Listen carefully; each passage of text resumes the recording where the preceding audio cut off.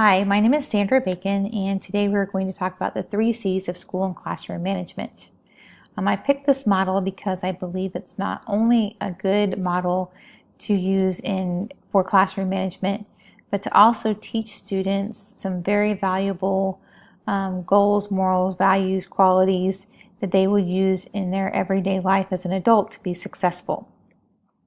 The 3 C's is a model for process outcome approach that was founded by two theorists, David and Roger Johnson. The Johnsons felt like the 3 C's was not only for classroom management, but to also provide safer schools and environments that are conducive to learning.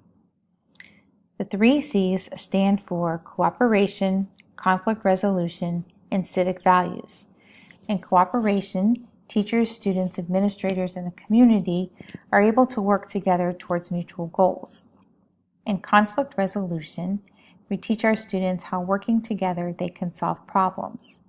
With civic values, we teach our students the caring, respect, and responsibility and appreciation in the diversity of others. There are many ways that you can emphasize cooperation within the classroom.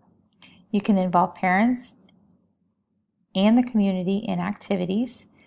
We do this at the school that I currently work for by having STEM nights, where parents are invited to come and work on different STEM activities with students, administrators, teachers, and everyone feels like they're just playing and having fun when really everyone is engaged in a whole learning process. Other ways are modeling cooperative attitudes in all interactions, teaching students how to communicate effectively, teaching students working to understand others and clarify misperceptions, to develop a sense of trust, and perceiving conflicts as mutual problems. Cooperative learning is it's an instructional use in small groups. The 5 basic elements of learning in small groups together are positive interdependence, where students believe they are responsible for their learning as well as their group's learning. They can have face-to-face interactions where students can explain their learning and help others. Individual accountability demonstrates understanding of the material. Social skills will help students communicate effectively, build trust, and resolve conflicts. And group processing, where students are able to discuss the progress and how to improve effectiveness. Not everyone agrees with cooperative learning, and they're fearful that not everyone in the group will participate. Teachers can draw sticks. They can, have 4 in a group and everybody be a number, 1, 2, 3, 4. All the 1s are responsible for this part of the lesson. All the 2s, responsible for maybe research. Just give each student a different job, and at the end have all the students come together to ensure that everybody is working, within the group. Teachers can also make sure that they mix up the group and not always have the same children working together. This is a good way to, make sure that cooperative learning is being used properly and that is being effectively within the classroom. The other benefits are that students are meaningful and actively involved in their learning. Students achieve up to their potential and experience. It promotes relationships for everyone. Students are able to develop the skills to work effectively with their diverse peers. They're able to work together to solve problems, and they can feel pride and esteem by helping each other. Working together is not always easy. Most schools have violence prevention programs to deal with violence in students. But Johnson & Johnson believe that in order for these programs to be effective long-term, teachers must be able to include conflict resolution training.